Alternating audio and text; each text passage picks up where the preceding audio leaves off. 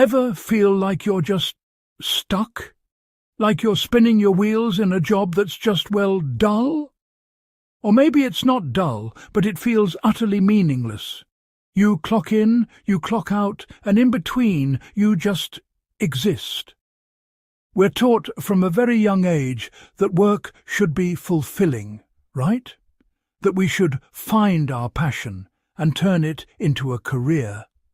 But for the vast majority of people, that passion seems like a distant myth, and reality is just this endless, repetitive grind of emails, meetings, and spreadsheets.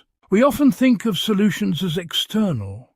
Quit, get a promotion, change careers, or wait for the weekend.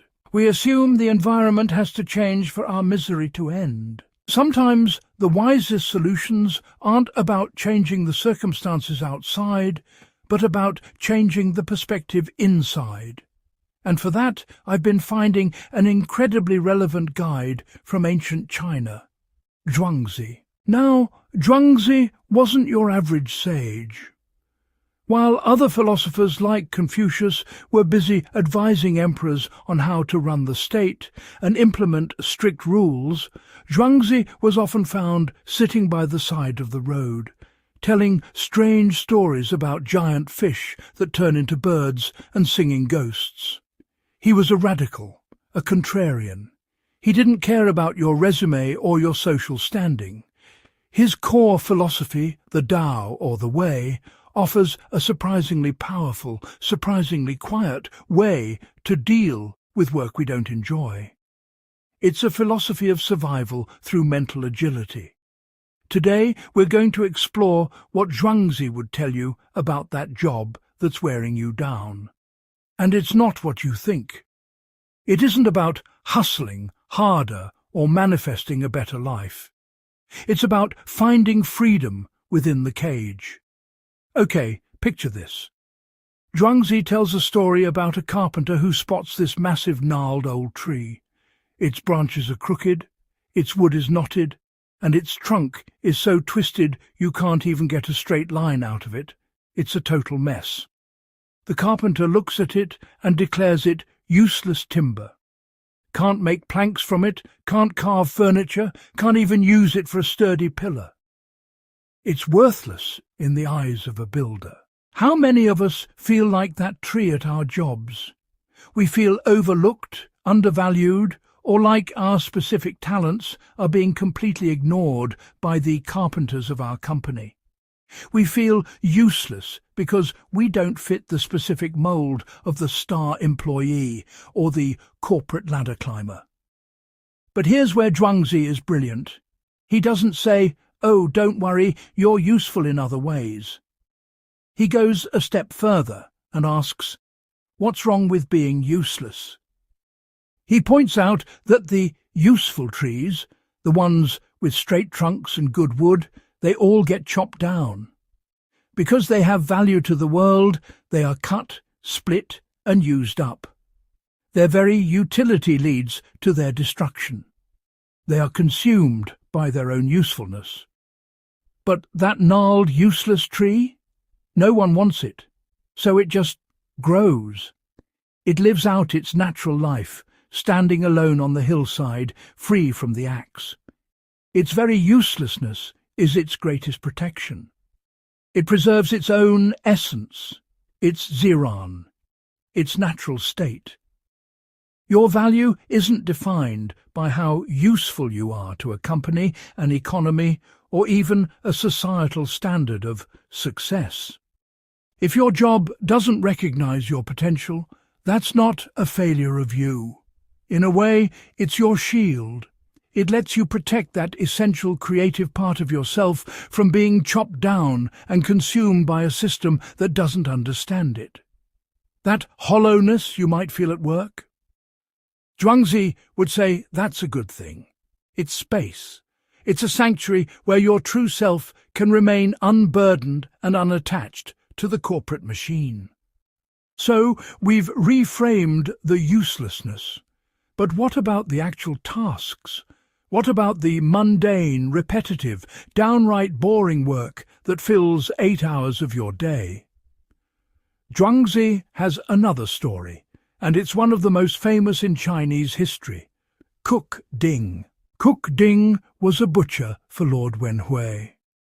But he didn't just chop meat. He had been doing it for so long, thousands of oxen, that he didn't even see the whole animal anymore. He worked, as he described it, by the perception of the spirit. He would look for the natural openings, the spaces between the joints, and guide his knife through them effortlessly. He never forced the blade. He never hacked at the bone.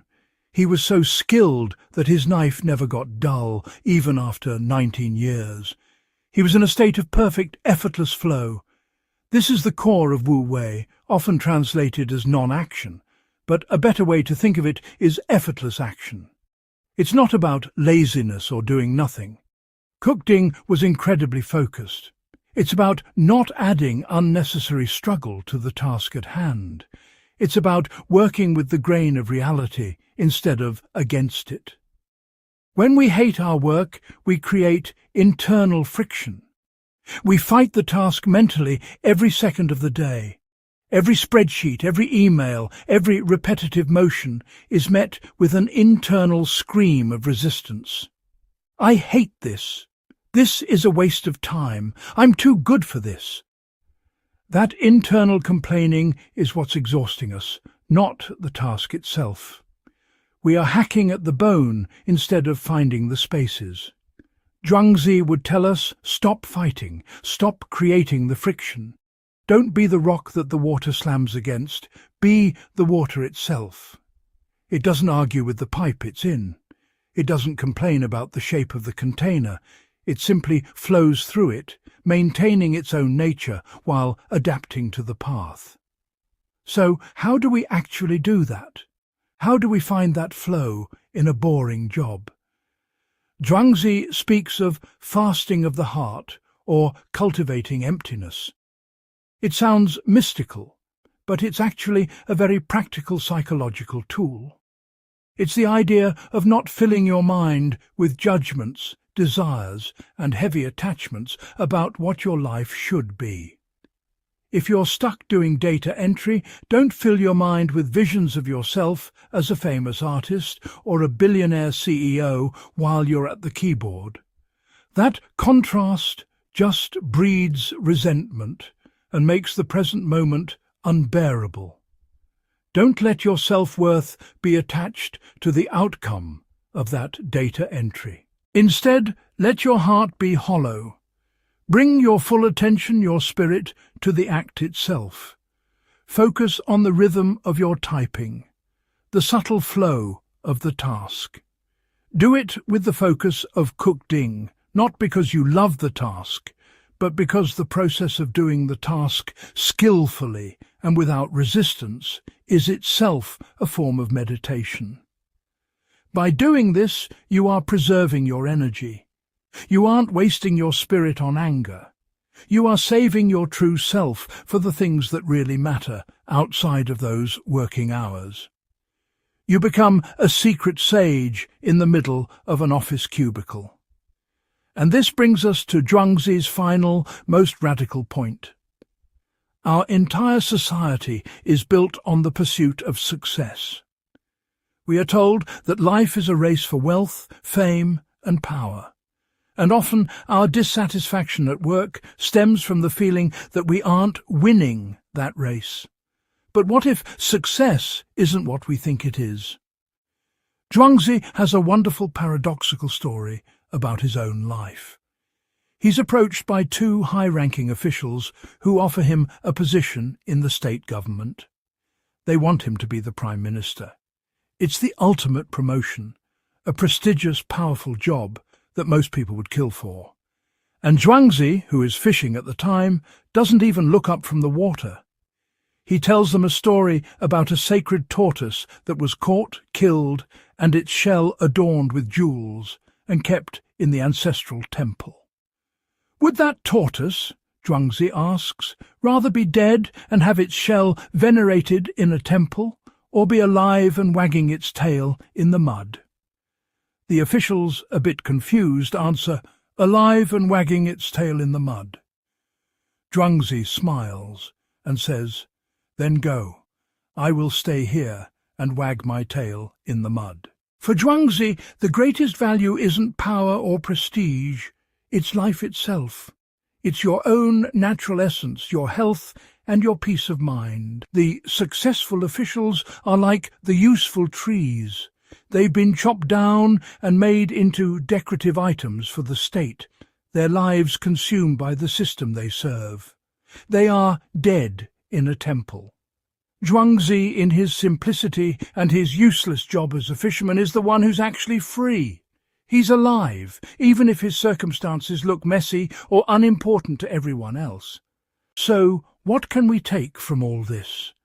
If you're in a job you don't enjoy, Zhuangzi isn't telling you to love it. He's not telling you to be a martyr, he's telling you to look at it differently so it doesn't destroy you. First, embrace your uselessness. Stop worrying about whether the company values you. Your value isn't defined by your job, and being useless to them might be the very thing that keeps your spirit intact. Second, practice Wu Wei. Stop the internal friction. Don't fight the task with your mind while your hands are doing the work. Find the subtle flow in the process itself and stop hacking at the bone. Third, find the freedom of the hollow heart. Don't attach your self-worth to the job's outcomes or your title. Use the work as a form of mental training, a way to stay empty and calm. And finally, choose to wag your tail in the mud. Understand that true success is being alive, in tune with your own nature, and maintaining your peace, even if your circumstances look useless or unglamorous to the rest of the world.